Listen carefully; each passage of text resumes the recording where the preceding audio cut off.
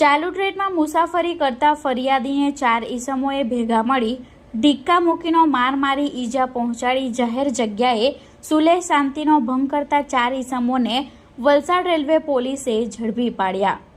Valsad railway police station ખાતે ફરિયાદીએ નોંધાવેલી ફરિયાદના આધારે બજરંગ શ્રીરામ જાતે જેઓ દાદર એકતાનગર એક્સપ્રેસ ટ્રેનના આગળના જનરલ ડબ્બામાં સીટ ઉપર સૂઈ ગયેલ અને ત્યારબાદ 4 ઈસમો બોરીવલી સ્ટેશનથી આવી ફરિયાદી સાથે સીટ પર બેસવા બાબતે